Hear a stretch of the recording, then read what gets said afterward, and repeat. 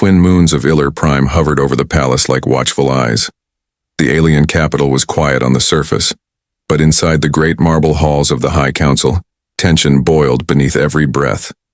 The war had ended just 3 months ago. A war that almost destroyed 2 systems. And now, for the first time in galactic history, a human had been sent not as a soldier, but as an ambassador. He arrived without fanfare. No military escort, no diplomatic parade. Just one small shuttle that touched down silently in the courtyard of the royal keep. His name was Kalen. He looked calm, but his eyes were sharp like steel. He walked like someone who had survived too many close calls. The guards didn't trust him. They stood rigid in their dark armor, their ears twitching under their helmets. Their glowing eyes narrowed as they caught the first whiff of his scent. The commander of the royal guard, Vael'Zari, was the first to step forward. She was tall, powerful, with piercing silver eyes and twin blades across her back. Her voice was cold as she said, "State your purpose, human." Kalen nodded respectfully. "I'm here to speak peace. Not as a warrior, but as a bridge." He was taken inside. No one said it, but everyone felt it. The strange heat rising through the air. The guards flanked him tightly. Several looked away, clenching their jaws. One stumbled slightly, her breath catching. Another gripped her spear harder than before. Inside the hall, Counselor Rentax eyed the human with suspicion. "Your people spilled much blood," he said. Kalen didn't flinch. "So did yours. That's why I'm here, to stop it from happening again." Vael'Zari stood behind him, arms crossed. She was silent, but her gaze never left the back of his neck. Her soldiers were shifting more now. A few blinked rapidly, faces flushed. One of them, a young elite named Talari, took an unconscious step toward him. Vael'Zari's eyes narrowed. "Talari," she said firmly. The guard froze. The tension grew by the minute. Every female soldier in the room was reacting. Their hearts were racing, their pupils dilated. It was the human's scent. His natural pheromones, harmless on Earth, were causing chaos here. It wasn't love. It wasn't attraction in the usual sense. It was biological confusion, intense, overwhelming, and dangerous. But not to Vael'Zari. She stood unaffected, watching, studying. She had trained her mind beyond the pull of instinct. Still, even she couldn't deny the effect he had on the others. The guards began shifting positions, not from protocol, but to get closer. Voices cracked, hands trembled. Kalen finally noticed. He turned slowly and looked at them. "Something wrong?" he asked softly. No one answered. Talari was breathing heavily now. Her fingers brushed the hilt of her blade. Vael'Zari stepped forward sharply. "You're causing disruption among my ranks." Kalen looked confused. "I haven't said a word." "It's not your words," she snapped. "It's your biology." He frowned. "You mean my scent?" She nodded. "Is it offensive?" "No," she said. "It's dangerous." A loud clang echoed as one of the guards dropped her spear. She stumbled forward, then backed away, her face red with shame. 2 others turned their heads, trying to hide their expressions. Kalen exhaled slowly. "I didn't come here to be a weapon." Vael'Zari stepped closer, her tone sharp but level. "You may not want to be one, but you already are. We were not prepared for this." Counselor Rentax slammed his fist down. "This is a trick, an Earth tactic to break our discipline." "It's not," Vael'Zari said. "He didn't even know." She looked at Kalen closely now, as if trying to find something buried beneath his calm exterior. "Then what do we do?" asked one of the younger guards, her voice shaking. Vael'Zari stood still for a moment, then said, "We contain it. We study it. And until then, he stays under my watch." Kalen met her eyes. "Do I have a choice?" "No," she said. And so the human ambassador was not taken to a guest chamber, but placed under personal guard in the commander's wing. He had come to speak peace, but his presence was already tearing apart the discipline of the Empire's deadliest warriors. And only one alien woman seemed immune. The door to the commander's quarters closed behind him with a soft hiss. Kalen looked around. The room was large, clean, and quiet. No guards outside. No cameras in the corners. Just smooth walls, high windows, and silence. A few glowing lines ran across the ceiling, casting soft light across the polished stone floor. Vael'Zari stood in the doorway, arms crossed, watching him closely. She had removed her armor plate but still wore her dark bodysuit underneath. Her silver hair was tied back tight, her posture perfect. She was not at ease. "You're not a prisoner," she said. "But I'm not free either," Callan replied. "You're a problem we haven't solved yet." Callan nodded slowly. "Fair enough." He moved to the side of the room and sat down on a bench. His body ached from the flight, but his mind was sharper than ever. He had been trained for danger, not for this. Not for causing chaos just by existing. Outside, soldiers whispered. Some asked to be reassigned. Others refused to come near his wing. One guard had to be removed after her behavior turned aggressive. No one understood how a human could disrupt them this way. It was terrifying. And fascinating. Vael'Zari paced slowly across the room. "Your people were never tested against our kind in this way," she said. "We knew of your strength, your resilience, your unpredictability. But no one warned us about this." Callan looked up. "You think this is a weapon?" She stopped walking. "It doesn't matter what I think. The council does. They already fear you. This only confirms it."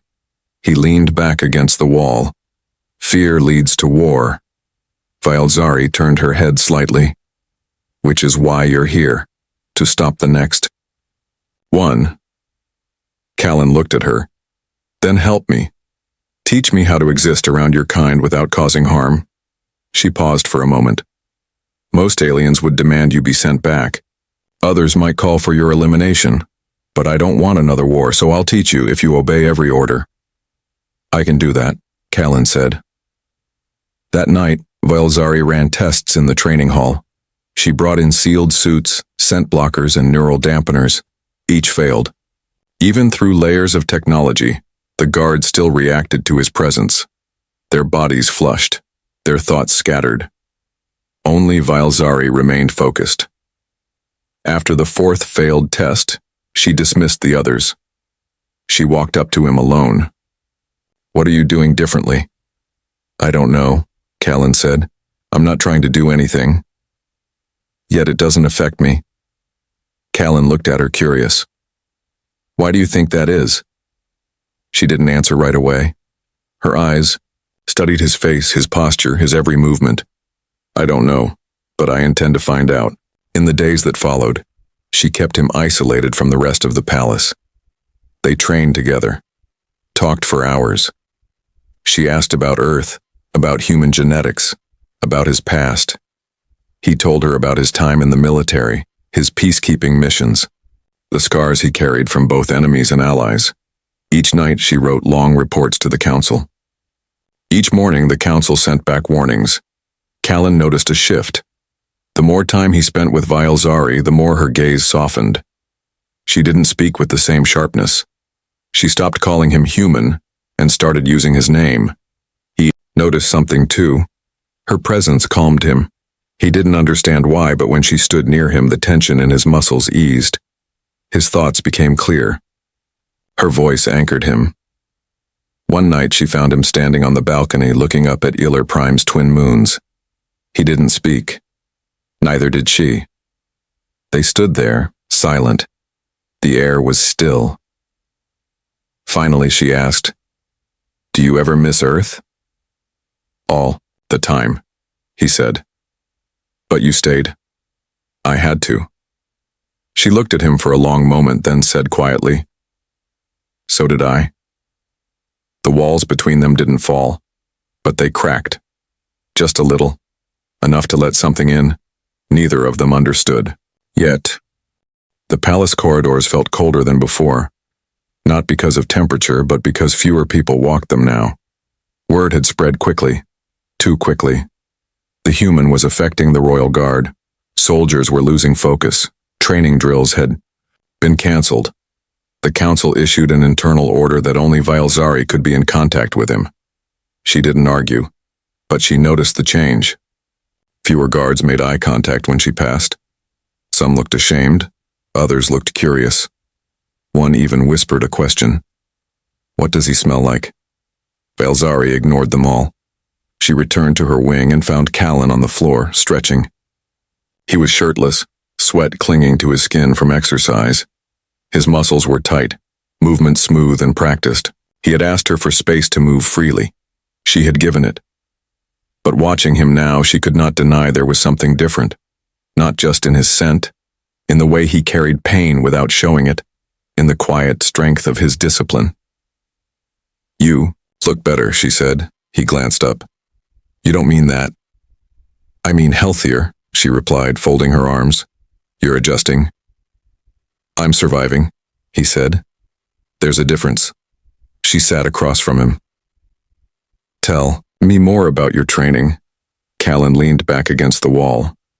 "I was trained to endure environments hostile to humans, planets with toxic air, wild gravity shifts, and things with too many teeth." "Death world conditioning," she said. He nodded. "You train for years to control your body, control your reactions. But nothing trained me for this." Vael'Zari studied him. "You're reacting too?" He met her gaze. "I don't know what I'm doing to your people, but I feel something shifting in me too. Around you it's different. The noise in my head stops. I don't know why." She stayed quiet for a moment, then said, "I'm immune to your scent. That's unusual. Maybe we're both anomalies." "That doesn't scare you?" he asked. "No. It gives me clarity. You are not a weapon, Callan. You are a disruption, and disruptions can become opportunities," he chuckled. "Is that a compliment? It's a warning." Later that day, Vael'Zari took him into a deeper wing of the palace, a private chamber few had seen. It was filled with ancient glyphs, floating stones that pulsed gently with light, and a long rectangular pool of silver liquid. The room smelled of history and silence. "What is this place?" Callan asked. "Ancestral chamber," she said. "Only commanders may enter. And now you." He looked around slowly. "Why bring me here?" "I want to test something," she said. "Not your body, your mind." She stepped toward the center of the room and activated the glyphs. The silver pool glowed brighter. Callan felt a gentle pulse through the floor. It wasn't sound. It was thought. "You're opening a psychic field," he said. She nodded. "Just enough to detect intentions. The pool doesn't lie." She gestured for him to step forward. Callan hesitated, then obeyed. He stepped beside her. The pool responded. Glowing threads rose from the surface and danced around them like quiet wind. Vael'Zari watched closely. The pool reflects energy, emotion, desire, aggression. If you were hiding malice, it would darken. Callan remained still. The threads glowed gently around him. No change, no darkness, no threat. She looked at him. "You're not lying. I told you I came for peace." She nodded slowly. "The council won't believe it without proof." Callan tilted his head. "Then let's give them something they can't ignore." The threads swirled once more, then dissolved into the pool. The light faded. Outside the chamber, a few guards watched the door. One of them, Talari, clenched her fists. Her thoughts were loud, her instincts louder. She wanted to see him, be near him. She didn't understand it, but she craved his presence like air. Inside, Vael'Zari felt the pressure growing. The council was losing patience. Her soldiers were losing control. But she was calm, because now she wasn't just protecting the ambassador. She was starting to believe in him. Callan woke before sunrise. The sky outside the palace was a soft blend of orange and blue, glowing between the towering spires of alien metal and crystal. The air was calm, but inside the walls, everything was growing louder. The guards no longer trusted themselves. Several had requested reassignment. One had locked herself in her quarters, refusing to leave until the human was gone. Another had broken protocol during a ceremony, eyes fixed on him the entire time. It was getting worse. Not with words, but in silence, in glances, in how quickly they moved when he passed, how their breathing shifted in his presence. Vael'Zari read the reports one after another. The council's warnings grew stronger. They wanted to place Callan in cryo-sleep until a decision was made. They said it was a precautionary measure, but she knew it was fear. They didn't understand him, and fear always demanded control. She stormed into the council chamber. "He has done nothing wrong," she said. Rentax's voice cut back. "He's done nothing, and that is the problem. His existence is a danger." Vael'Zari stepped closer. "Then study him, learn from him. But do not bury him just to feel safe. You're protecting him too strongly, Commander." "Another," Counselor said. "Why?" She didn't answer at first. Her jaw tightened. "Because I've seen warriors lose control in war. But I've never seen one man stand in the middle of chaos and remain calm. That's strength. You speak of him as if he's one of us." "No," she replied. "I speak of him because none of us have been able to resist him, not even our elite. Except me." They fell silent. Back in the training hall, Callan moved alone. He practiced slow drills with a weighted staff. Sweat rolled down his skin, his breath steady. He felt the tension in the palace building like a rising wave. He had seen this before, on Earth, during peace talks between fractured nations. When emotion grew stronger than reason, even silence became a threat. He wasn't trying to cause this, but his body didn't care what he wanted. Whatever was in his DNA, whatever scent he released, it stirred something ancient in the alien warriors, something buried deep in their instincts, a call they didn't understand. Vael'Zari entered without speaking. She watched his movements, clean, controlled, nothing wasted. "You're drawing attention again," she said. "I walked past the kitchen," Callan replied. "That's all I did," she sighed. "You've become a storm without meaning to." "Then, teach me how to be still," he said. That caught her off guard. For a second, she saw something deeper in his eyes. Tiredness. Not weakness, but the weariness of a man carrying the weight of other people's fears. She tossed him a fresh cloth to wipe his face. "We're going outside the palace tomorrow." He blinked. "What?" "I've arranged a field visit. Remote. Mountains, no one else around." "Why?" "Because you need space, and because I want to see how far your effect spreads." Callan nodded slowly. "I trust you." She looked away. "That may be your second mistake." He smiled for the first time that day. The next morning they left before light touched the palace walls. A silent shuttle lifted them into the sky and shot toward the outer ranges of Iller Prime. Snowy peaks stretched beneath them. The land was untouched, cold and wide. No cities, no signals, no distractions. Vael'Zari piloted the craft herself. Callan watched her hands on the controls, her posture, her focus. She moved like a soldier even when she sat, every motion precise. Not once had she shown weakness around him. And yet, she was the only one who had not been affected. He had questions. Many. But something in him told him not to ask yet. Not here. Not while the wind howled outside and the ship sliced through frozen clouds. When they landed, he stepped out into the cold air and breathed deeply. For the first time since his arrival, no one looked at him like a threat. Only she did. And not because she feared him, but because she didn't. The cold air bit at Callan's skin, but he welcomed it. After weeks of walls, stairs, and whispers, the silence of the mountains was a gift. The snow crunched under his boots as he followed Vael'Zari up the trail. She moved quickly, her breath steady, barely disturbed by the thin air or steep climb. They didn't speak at first. The wind filled the space between them.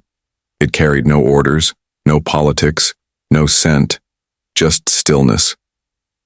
After an hour of walking, they reached a flat ledge overlooking a wide frozen lake. The sun was rising behind distant peaks, painting the sky in soft shades of gold and silver. Vael'Zari sat on a rock and pulled out a thermal flask. "This is where I come to think," she said. Callan sat across from her. "You don't seem like someone who needs help thinking." I don't, she replied. But I come here when I need to remember why I fight. He took the flask when she handed it to him. The drink inside was thick and hot with a strange, spicy taste that warmed his chest. What are you fighting now? He asked. She looked over the lake. Doubt, instinct, the council, myself. He stayed quiet. Then he said, You know I didn't ask for this. I didn't know my body would affect your people. I believe you, she said. But belief won't stop the council from silencing me. No, she said, but my name might. He looked at her closely. Why are you helping me? Vael'Zari stood and walked toward the edge of the cliff. Her voice was calm. Because you are a test, not of strength, not of weapons, but of who we are. If we destroy you out of fear, we prove we've learned nothing from war. Callan joined her. And if I lose control? Then I end you myself, she said without hesitation. He nodded. Fair enough. They stood in silence again. But this time it was not heavy. It felt clear, clean. Then she said something unexpected. You calm me. Callan turned to her, surprised. I don't know why, she added. Everyone else becomes unstable near you, but when I stand close, everything sharpens. I feel the same, he admitted. Near you, I don't feel like I'm falling apart. She looked at him with narrowed eyes. We are opposites. That's why we balance. Later, they walked around the frozen lake, avoiding thin ice patches and talking about nothing important. Callan spoke about Earth's oceans, storms, and cities that stretched for miles. Vael'Zari told stories of her first missions, how she trained in silence for years before being allowed to lead. As the sun began to fall, they set up a small shelter. No technology, just heat stones and thick blankets. Callan sat close to the flames, rubbing his hands. Vael'Zari sharpened her blade out of habit, not need. Suddenly, her communicator lit up. She stared at the message. Her face hardened. What is it? Callan asked. The council, she said. They've issued a containment order. They're sending a science team to relocate you to a sealed facility. No contact allowed. Callan's jaw clenched. When? Tonight. They'll arrive before dawn. He leaned back, exhaling slowly. So that's it. They don't want peace, they want control. Vael'Zari didn't reply. He looked at her. Will you hand me over? She met his eyes. If I do, they'll never let you speak again. You'll become a study, not a person. Callan's voice was quiet. Then I need to leave. She looked into the fire. Yes, but not alone. He frowned. What do you mean? She stood and placed her blade back into its sheath. We're not going back to the palace. Not now. Then where are we going? To the one place the council can't reach. He didn't ask again. He simply stood beside her. Snow fell quietly around them as they broke camp before dawn. The stars above were dimming, fading into the soft gray light of morning. Callan tightened the straps on his pack while Vael'Zari scanned the horizon. Her face was unreadable, but her body moved with purpose. They hiked away from the lake, leaving no trace behind. Callan didn't ask questions. He followed her across narrow cliffs and frozen rivers, deeper into the wilderness. There were no paths here, no drones, no patrols, only silence and stone. After several hours, they reached a narrow canyon hidden between high ridges. At the far end stood a structure half buried in ice and shadow. It looked ancient, its walls covered in moss and faded carvings. What is this place? Callan asked. A forgotten temple, Vael'Zari replied. It was once a sanctuary for outcasts. Now it's empty. She touched a symbol on the wall, and a heavy door opened with a low hiss. Inside was warmth, dim lights, and a long corridor that curved downward. They walked in without speaking. The air inside was thick with history. Callan saw old tapestries, broken statues, and devices long out of use. This place had been sacred once. Now it was quiet and waiting. Vael'Zari led him to a central chamber lit by soft blue crystals.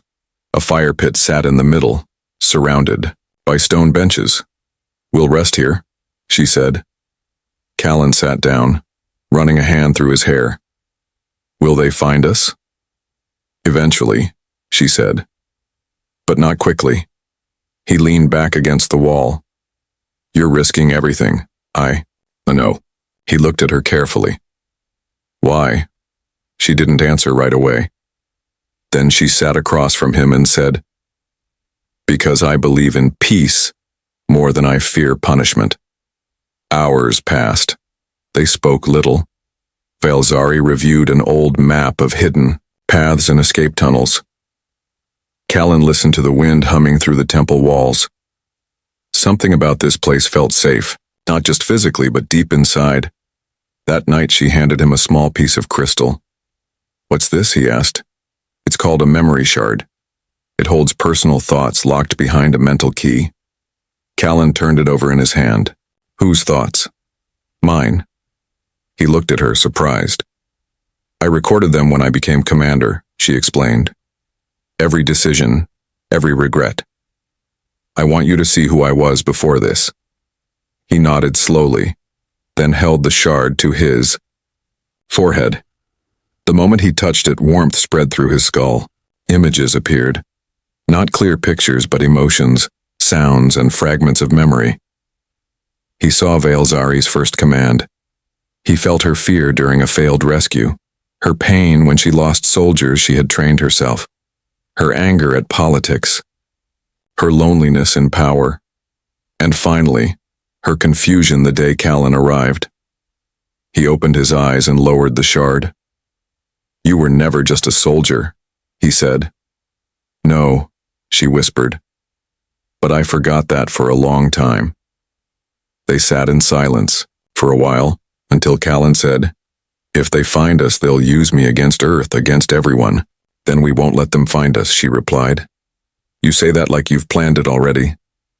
"I have." He smiled. "I should be scared. But I'm not." "Good," she said. "Because this next part won't be easy." Far above them, a stealth ship from the Council scanned the mountain region. It picked up traces of energy, too faint to be sure, but enough to start tracking.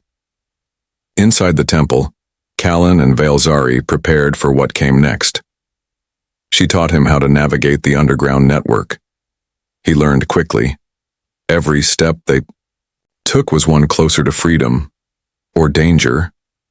But Callan had already decided something. He wasn't just surviving anymore. He was walking beside her because he chose to. And for the first time since arriving on this alien world, he felt like he belonged. The temple walls were old, but the tunnels beneath them were alive with purpose.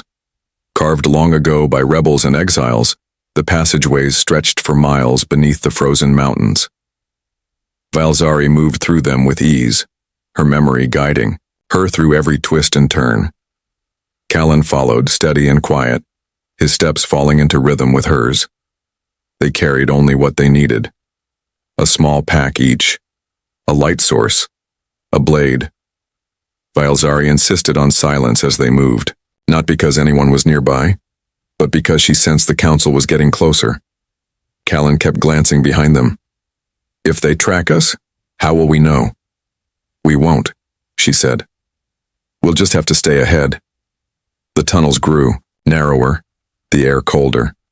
Small drops of water dripped from the ceiling. Echoes bounced off the stone walls. After several hours of walking, they reached a small chamber with old food storage and sleeping mats. Vael'Zari knelt and examined the dust. "No one's been here in years." Callan sat down slowly. "It feels like we're walking through someone else's past." "We are," she said. "This place belonged to those who refused orders, who chose peace when war was all they knew. And what happened to them?" She looked up. Some vanished. Others were erased. They rested there for a while. Vael'Zari gave him a nutrient bar and he ate slowly, staring at the floor. "I used to think diplomacy was about words," he said. "But now I see it's about choices. Every step I take is a message." She nodded. And someone's always listening. Suddenly, a soft beep echoed from her wrist device. She tapped the screen and frowned. A scout drone just pinged near the outer ridge. They're here. How much time do we have? Maybe a day, maybe less. They moved again, deeper into the earth. The air grew thinner, the lights dimmer. Callan's legs ached, but he didn't complain. Vael'Zari stayed silent, but her pace quickened. At one point, they stopped near a massive metal door half buried in rock. Vael'Zari wiped off a layer of dust and revealed an emblem, her family crest. "This was built by my ancestors," she said. "Few know it exists." She opened the door with a hidden panel. Inside was a small command center, old but still functional. Consoles blinked to life as she powered them on. "We can use this," she said. "Send a signal to someone who might still listen." "Who?"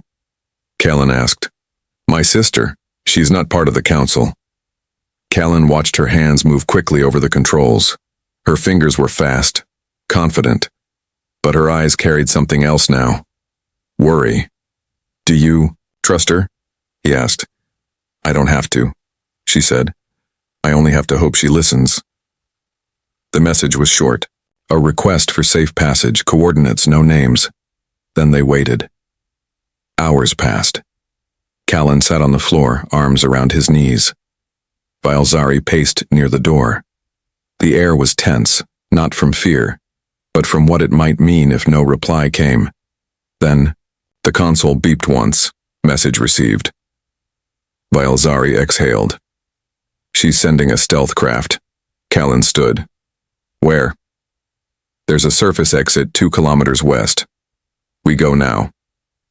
As they left the old base, something had shifted between them. They didn't speak much. They didn't need to. Trust had taken root, stronger than duty, stronger than fear. When they reached the final tunnel, the wind outside howled loud. Snow was falling heavy now. Vael'Zari led him up a narrow slope. Just as they reached the edge, her wrist device blinked red. A signal.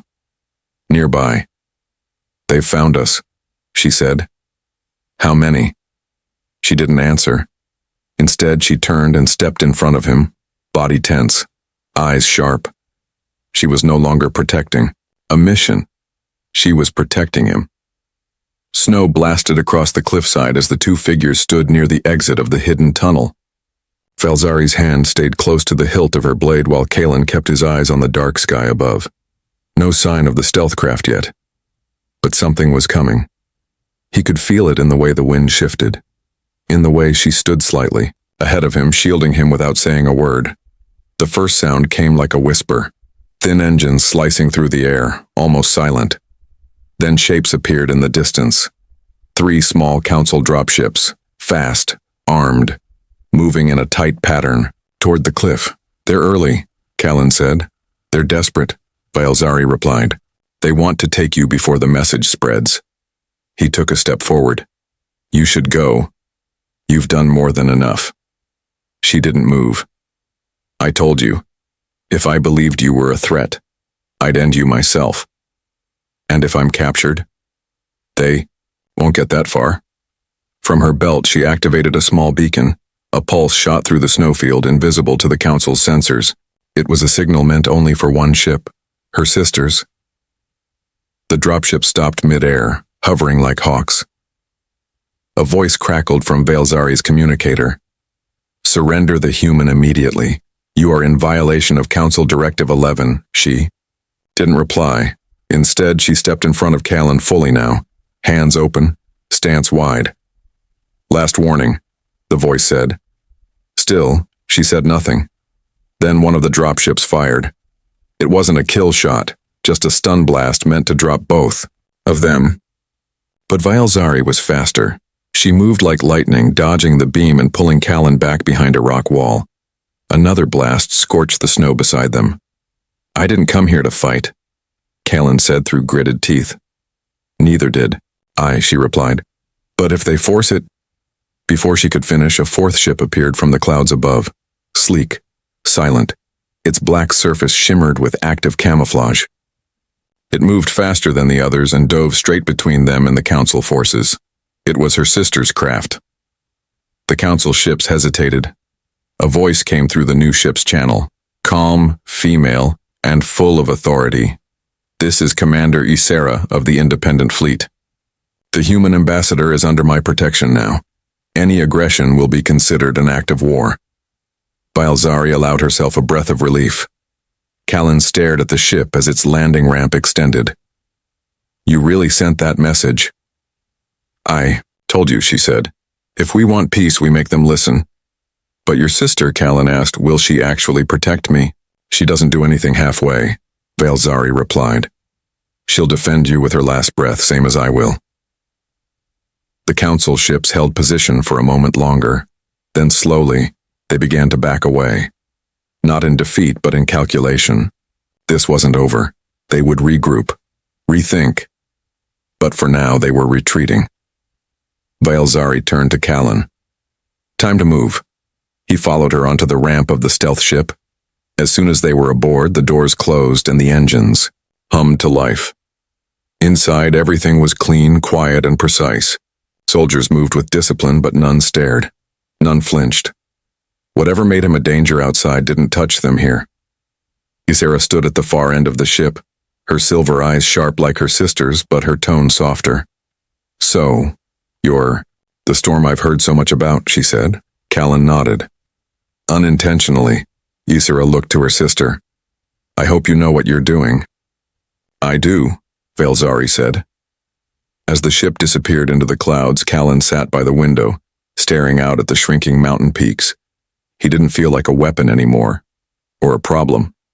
For the first time, he felt like a message that had finally been heard, and the war they were trying to stop might have just taken its first step toward peace.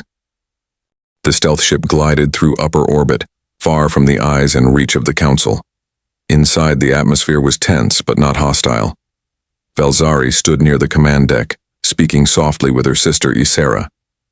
Callan stayed further, back sitting near a viewing window watching the stars drift by. He had never felt so far from Earth, and yet, never this close to purpose. Ysera returned to the command chair and gave a nod. "We've entered secure space, no trackers, no signal bleed, you're safe, for now." Vael'Zari joined Callan and sat beside him. Her eyes scanned the distant stars. "They'll regroup. This silence won't last."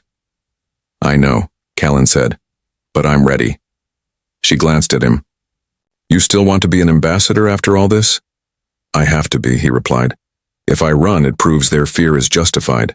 But if I stand, maybe others will see what you saw." Vael'Zari stayed quiet for a moment, then said, "You don't just change systems with speeches, Callan.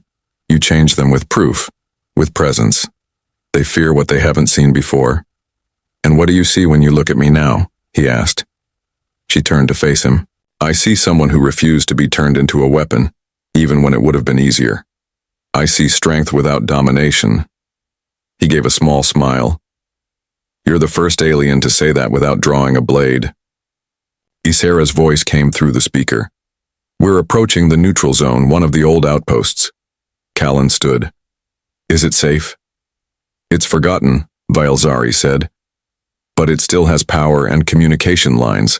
That's all we need." The ship descended toward a massive structure orbiting a dead moon. It looked abandoned, covered in dust and shadow, but as they approached, a landing pad opened with a slow, mechanical groan. Once inside, Callan stepped off the ramp and looked around. The walls were worn, lights flickering, but the place held an odd sense of calm. It had once been used for ceasefire talks decades ago, before the current council had seized control of diplomacy. They activated the main console in the center. Room? A large holographic table lit up, showing signals across the star systems. Some blinked with caution, others pulsed with recognition. "This is your chance," Vael'Zari said. "You can send a broadcast here. An open message, the kind that can't be erased." Ysera added, "But once it's out there, you'll be exposed. Anyone who still fears you will act fast." Callan nodded. "Then let's make it worth it." He stood at the center of the room. A hollow recorder hovered before him. He took a breath, then spoke clearly. My name is Callan. I am a human from Earth. I was sent as an ambassador to seek peace. But my presence caused fear. My biology, unknown, to me triggered reactions in the Royal Guard. I did not come to dominate or deceive. I came to listen. To learn. He paused, then continued. I stand here now, not in a palace, not under protection, but in exile. And I ask only this. Judge me by my choices, not my body. Judge humanity by our hope, not your fear. When he finished, the message was uploaded and sent across secure relay channels. A wave of silent signals echoed into space. Vael'Zari stepped forward. It's done. There's no going back. Callan looked at her. I never wanted to go back. I came here for peace. I just didn't know I'd find it in a warrior who should have killed me. She didn't respond with words. She simply stood beside him, closer than before, as the stars shifted around them. And somewhere in the galaxy, people were beginning to listen. The outpost was quiet, but the galaxy was not. Across star systems, the ambassador's message had spread like fire through dry grass. Some ignored it. Others questioned it. A few called it dangerous propaganda, but many, especially among the younger military ranks, watched and listened. They saw humans speak without anger, without threat, and without shame. And they saw Vael'Zari beside him, a name they knew, a warrior they respected. Within the palace, Counselor Rentax slammed a fist into the table. She has broken every code of command. She aided an alien fugitive. She has shamed the guard. Another counselor, older and slower, leaned back. She showed control when others didn't. She held discipline where others failed. Perhaps we judged too quickly. The council was no longer united. Some whispered of change. Others demanded her arrest, but Vael'Zari was already ahead of them. At the outpost, she paced before the central console, watching the incoming responses. Messages were arriving, some hostile, some neutral. But one caught her attention. A direct reply from a former council general, short and clear. We see you. We will come. She turned to Callan. That's the first crack. It's small, but it's real. Callan exhaled. We're not out of danger. No, she said. But now we have a path. Ysera entered with a data pad. I've received word. Some royal guards have stepped down from duty. Others are refusing orders to hunt you. Callan looked surprised. They're protecting me? They're protecting their choice to think, Ysera replied. They saw what you are and made their own decision. Vael'Zari stepped closer. It's not about your scent anymore. It's about what you represent. He nodded slowly. Then we give them something solid. Not just words. We meet them face to face. She studied him for a moment. That could still get you killed. Callan gave a half smile. You've protected me long enough. If this is going to work, they need to see I'm willing to stand alone. Ysera raised an eyebrow. He's braver than I expected. Vael'Zari didn't smile, but her voice softened. He always has been. 2 days later, the general arrived. The meeting was held on a neutral platform above the moon, far from any planet. No weapons, no soldiers.